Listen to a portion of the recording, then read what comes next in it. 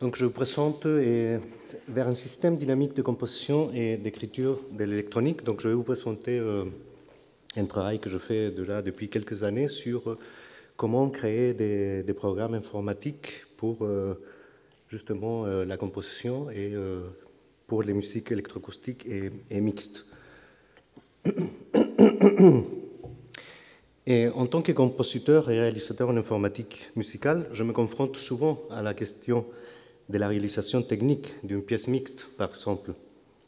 En fonction de la pensée musicale et du projet de composition en interaction avec des processus électroacoustiques, le compositeur ou le réalisateur en informatique musicale devra implémenter un système plus ou moins complexe. Et cette complexité est proportionnelle à la quantité d'éléments en interaction dans la composition. Plus le projet de composition comprend ces différents éléments, plus le système informatique devient complexe. Et du moment où on commence à utiliser des interactions fines pour contrôler différentes parties de l'électronique en interaction avec des instrumentistes ou des performeurs, la gestion de l'écriture de l'électronique devient fondamentale pour décrire précisément les processus qui interviennent, souvent en parallèle. Actuellement, chaque compositeur ou réalisateur en informatique musicale crée son propre système, souvent basé sur des architectures qu'on appelle des blocs diagrammes, par exemple MaxMSP, le fameux patch qu'on a vu aussi tout à l'heure, qui a montré Serge. Et dans ce type d'architecture, on va tout d'abord créer donc, ce patch dans lequel on va programmer et insérer tous les éléments qui vont être nécessaires en fonction de la composition, mais ça peut être aussi pour des installations, des performances, etc. Et puis, on va créer une séquence d'événements pour piloter les programmes. Donc, c'est ce qui est, on appelle la QList ou la partition électronique, etc. Et dans laquelle on va écrire tous les processus, c'est-à-dire les routages audio, les synthèses sonores, les traitements en temps réel, les processus temporels, etc. Dans ce système, dans ce type de système, le nombre de traitements de synthèse de processus va être limité en fonction du programme qu'on va créer a priori. Et donc le système reste statique, dans le sens où on va donc construire ce patch et qu'on ne va plus modifier, bien entendu, pendant la performance. On ne va pas s'amuser à enlever des parties du programme et à rajouter d'autres pendant la pièce, puisque ça peut être très, très risqué. Donc, le système que je vous présente veut aller au-delà des contraintes techniques liées au choix de programme et à la construction de modules de traitement et de synthèse spécifiques. Ce système a pour objectif de créer tous les éléments électroacoustiques d'une pièce mixte ou électroacoustique dans une même partition. Donc, c'est une partition écrite en code, en ligne de code, en langage textuel, et en temps réel et dynamiquement. Pour la réalisation de ce système, j'utilise principalement donc deux environnements, deux logiciels. Un pour le contrôle fin de tous les événements temporels avec un suivi de partition, donc c'est Antescofo, un logiciel qui va être aussi, et il y a d'autres présentations dans l'après-midi qui vont parler justement du suivi de partition. Et un autre système ou environnement pour le rendu audio qui s'appelle SuperCollider. Ces deux environnements ont l'avantage de créer des processus de façon dynamique. Donc, on va pouvoir modifier, construire et détruire des processus de contrôle et audio à la volée. Donc, je vous présente un peu le pointeur quelque part. Bon. Ah, oui, c'est ça. L'architecture du système. Donc, on a tout d'abord ce logiciel SuperCollider qui est basé sur le paradigme serveur et client ou client-serveur. Donc, il est constitué de trois parties. Une partie qui va être l'environnement de développement, le langage qui va être le client qui va donc piloter le ou les serveurs audio. Donc, on peut instancier ou ouvrir plusieurs serveurs audio. Donc, des serveurs audio, sa finalité est justement de créer toutes les synthèses et les traitements. Donc, c'est le moteur audio. Il va seulement calculer de l'audio. Donc, dans ce système, il va y avoir donc un premier serveur des moteurs audio par défaut, donc ça va être dans lequel tous les synthèses qu'on va créer par défaut vont être instanciés ou créés. Donc, dans celui-là, on va avoir donc un groupe dans lequel on va avoir des chaînes de traitement ou des tracks dans lesquels on va donc insérer les différents modules de traitement ou de synthèse. Donc, on peut créer une chaîne et deux, etc., tous dans un seul groupe. Donc, quel est l'avantage de ça? C'est que je vais pouvoir donc contrôler tout le groupe d'un seul coup. Donc, je vais pouvoir, par exemple, faire une pause de tous les groupes, donc de tous les traitements qui sont en train de marcher sur ce groupe-là. Et, par exemple, changer l'intensité, l'amplitude de tout le groupe, le mettre en pause, etc. Donc, on peut créer différents groupes, N groupes, dans ce serveur, et je vais pouvoir aussi créer différents serveurs, chacun avec ses groupes, etc. Et tout ça, donc, est piloté par Antescofo. Donc, on voit ici donc une flèche bidirectionnelle. Antescofo va donner l'information pour piloter les serveurs, mais aussi le serveur et le langage. Et SuperCollider va aussi lui donner des informations à Antescofo pour marcher. Donc, quels sont les avantages de ce système? Donc, écriture de tous les éléments électroniques directement dans une même partition. Pas besoin de construire au préalable un patch parce que tous les traitements vont se générer en temps réel. Donc, je n'ai pas besoin d'avoir construit quelque chose avant. Tout va être créé en temps réel. Création et destruction dynamique d'événements, donc les chaînes de traitement, de synthèse temporelle, tout ça va être généré à la volée. Pas de dépendance d'une interface graphique, par exemple pendant le concert. Donc normalement, en tant que compositeur, on va d'abord utiliser des interfaces graphiques pour créer les sons et expérimenter avec les instruments et tout ça. Donc tout ça, on le fait dans la partie compositive, mais pendant l'exécution de la pièce, je n'ai plus besoin d'avoir des interfaces graphiques. Donc, c'est qui rend le système beaucoup plus stable et performant au niveau de l'utilisation des CPU. Bon, c'est quelque chose de très technique.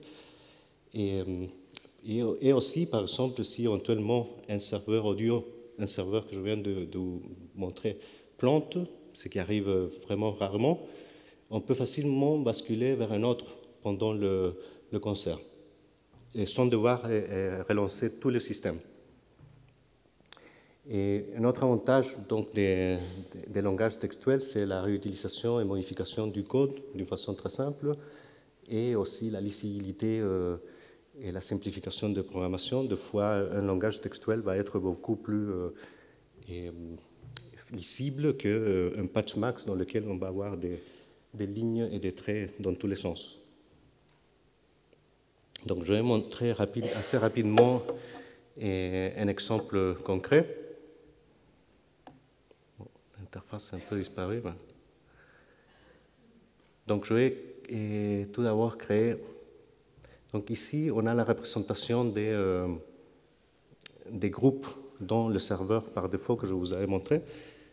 Et donc, je vais créer un track. Donc, ici, on voit bien qu'on a créé un track et il y a un nouveau groupe qui se crée automatiquement. Après, je vais, par exemple, insérer des synthèses. Donc, je vais baisser un petit peu le niveau.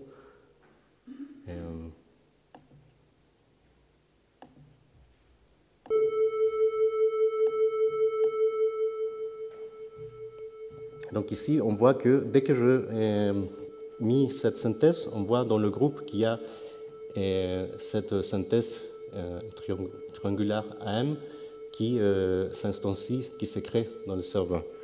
Puis après, par exemple, je peux rajouter un modulateur.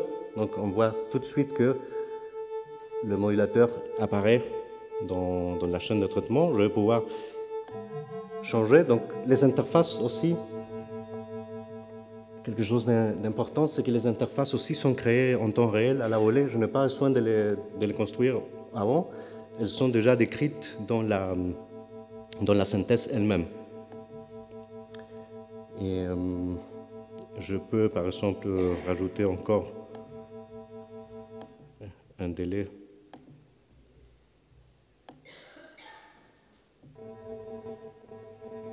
Voilà, donc on voit bien que il s'est inséré à ce niveau-là, et donc je peux continuer à créer d'autres tracks, et donc on va voir qu'ils vont s'additionner en temps réel et dans le serveur local. Je vais par exemple faire une dernière synthèse. Donc, ce niveau là. Et ici, par exemple, je vais instancier une synthèse additive. Il y a bien entendu tout un système de presets qui vont servir à la composition et après à les appeler pendant le jeu en direct. Et je peux aussi, par exemple, rajouter un granulateur.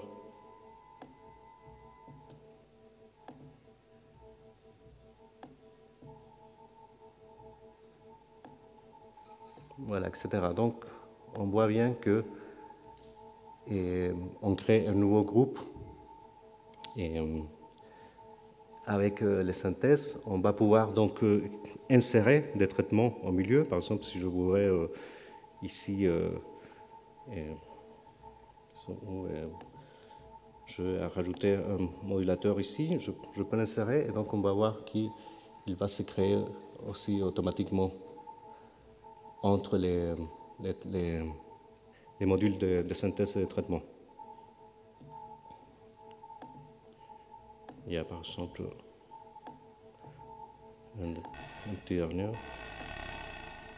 Par exemple, bon, n'importe quel type de traitement, de modèle physique, etc. peuvent être. Donc on a une batterie, une librairie des différents modules qu'on va pouvoir instancier, créer, changer, enlever. Donc ici, si je n'ai plus besoin de celui-là, je l'enlève. Si je n'ai plus besoin de toutes ces synthèses qui sont en train de marcher, je les enlève et tout le monde va disparaître.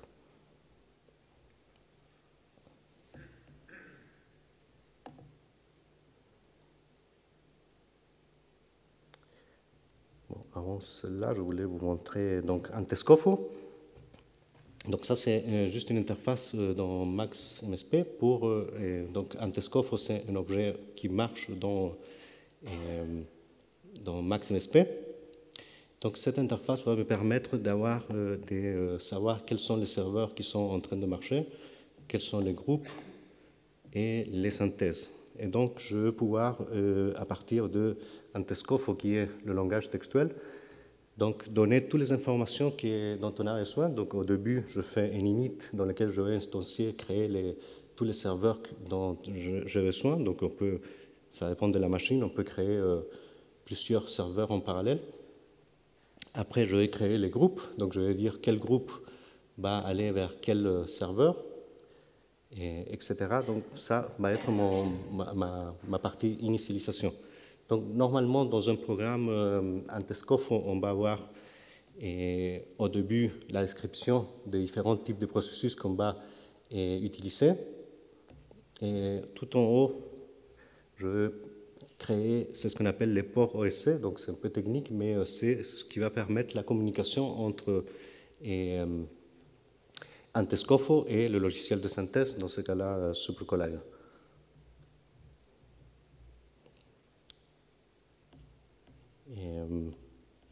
Si je reviens, donc, et après, on va voir la partition elle-même, donc les événements de l'électronique, dans lesquels on va créer les traitements pour les différents instruments ou les synthèses qui vont jouer en parallèle. Et donc ici, juste un petit exemple de comment créer donc, dynamiquement une synthèse dans SuperCollider. Donc je vais tout d'abord donner la commande créer la synthèse ou créer le traitement. Je donne un nom un label ou une étiquette à cette synthèse, et après, il y a quelques paramètres, l'amplitude, un fade-in, etc. Et donc, je vais instancier cette synthèse qui est voilà, une synthèse avec un filtre, et je vais dire que je vais l'envoyer vers le groupe 1. Le groupe 1 correspond au serveur numéro 1. Donc, si je value ça, et j'ai le son qui apparaît, donc ici, si je regarde mon serveur 1, je vois bien que donc j'ai la synthèse qui s'est instanciée à ce moment-là. Je vais pouvoir donc changer l'amplitude, par exemple, changer la fréquence. Et quelque chose d'intéressant, c'est que je vais donc pouvoir piloter tous ces paramètres de ces synthèses et modules avec c'est ce qu'on appelle des processus dans Antescofo. Je pense que Jean-Louis peut-être va parler de ça cet après-midi. Donc ces processus, par exemple, vont permettre de créer c'est ce qu'on appelle des LFO, donc des variations random et sur justement le paramètre. Donc je vais dire que je vais appeler la synthèse qui s'appelle texte 1 et ces modules-là, et je vais donc changer la fréquence entre 100 et 400 et avec un tempo déterminé et une courbe aussi. Donc on entend bien que le son fait, il bouge parce que je dis que je vais utiliser une courbe de type exponentiel dans ce cas-là. Donc après, je peux arrêter le processus et je vais arrêter la synthèse et on voit que la synthèse va disparaître du système. Donc on peut instancier encore d'autres types de synthèse, par exemple beaucoup de granulation.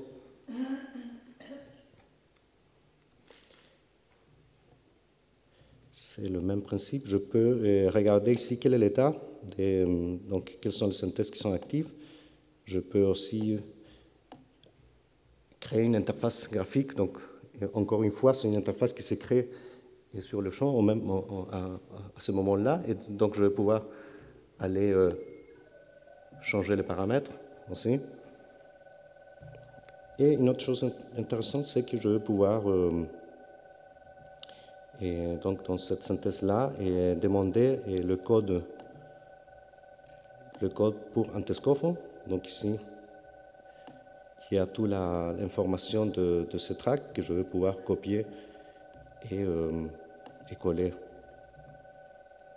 Je peux dire que je l'envoie vers le groupe 2, par exemple. Mettre un peu moins de niveau. Voilà, donc à ce moment-là, je crée cette synthèse dans le groupe numéro 2, ici, qui s'appelle track 20. Voilà, je peux aussi tuer tout le monde sans aucun problème. Et voilà pour ça. Donc, quelques œuvres qui ont été réalisées avec le système. Donc, je commençais à développer ce système en 2014 lors d'une résidence en recherche à l'IRCAM. Et la première pièce, c'est la pièce pour saxophone baryton électronique et dispersion de trajectoire. Donc, je vais vous montrer un peu.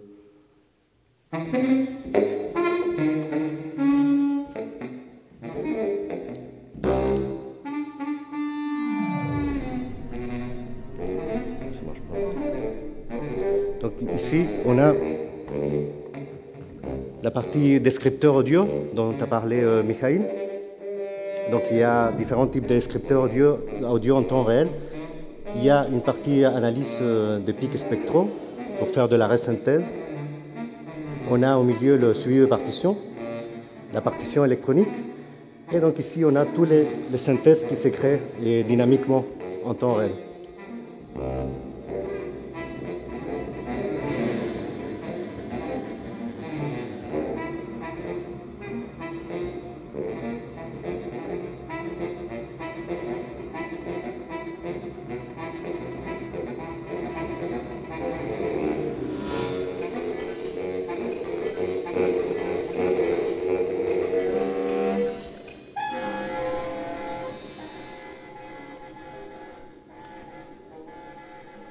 Voilà, donc c'est une pièce, et on peut dire 100% temps réel, parce que tout est aussi bien les sons synthétiques que les traitements, tout est généré en temps réel.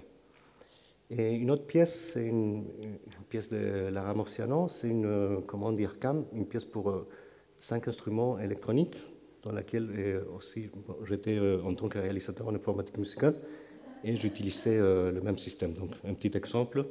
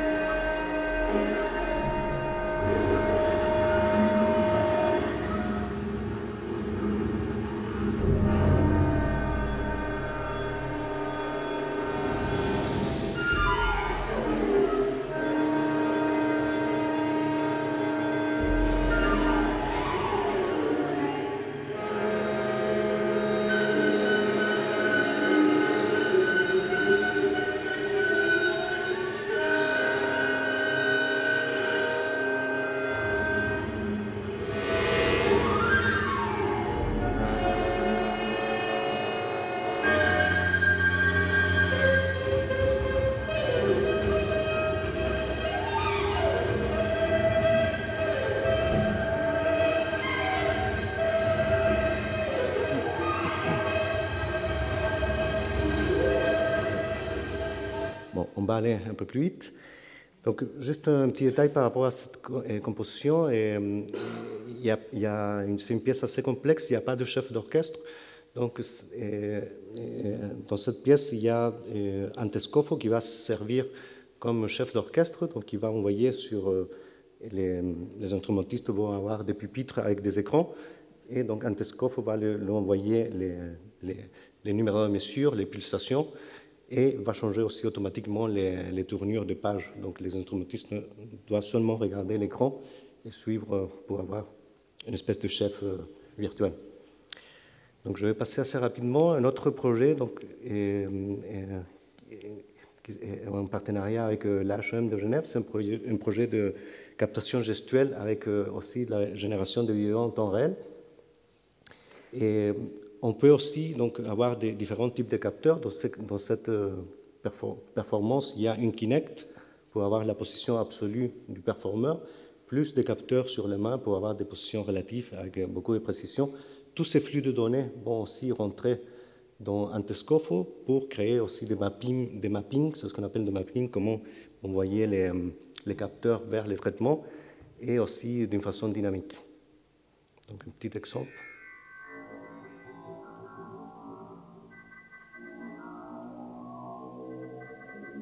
C'est un percussionniste, Philippe Spisser.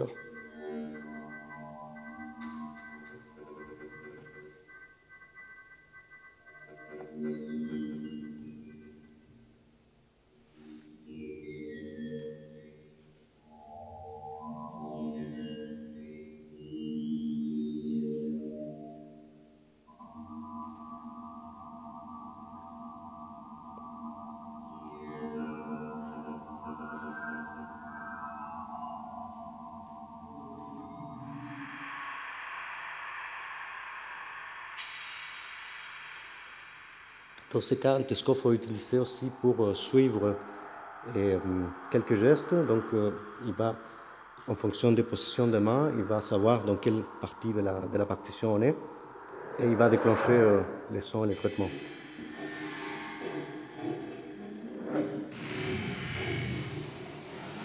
Bon, je vais avancer. Je vais passer l'autre exemple et les perspectives. Donc, il y a un travail avec l'équipe représentation musicale de l'IRCAM et l'IREMUS de Sorbonne dans le cadre d'un prochain doctorat en musique que je ferai à partir de la rentrée, qui, donc, le sujet des tests et les partitions électroniques centralisées. Donc, comment centraliser les différentes spécifications qui participent à la définition d'une œuvre de musique électroacoustique ou mixte dans un même environnement pour décrire aussi bien les éléments instrumentaux classiques que ceux de l'électronique. Donc, des plus bas niveaux du traitement du signal et tous les chaînes de traitement jusqu'à plus haut niveau, par exemple la spatialisation des processus temporels.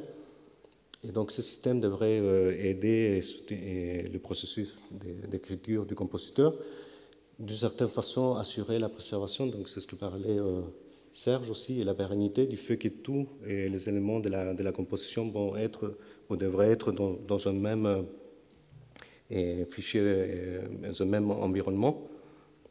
Et il y a un grand travail aussi sur les représentations graphiques des événements électroniques, donc justement comment écrire l'électronique et la notation, aussi la notation gestuelle, donc de gestes, et aussi donc création des librairies de processus de synthèse de traitement, et non seulement dans l'environnement SuperCollide, mais aussi dans Faust ou d'autres langages. Et aussi, il y a l'idée de mettre à disposition tout ça pour les compositeurs, bien sûr, en libre accès. Et il y a d'autres champs de recherche, donc le suivi de gestes et Antescophe, comment pouvoir coupler les deux systèmes. Expérimentation sur le suivi de partitions polyphoniques, donc comment pouvoir suivre plusieurs instruments en même temps, et beaucoup d'autres choses. Voilà, merci beaucoup.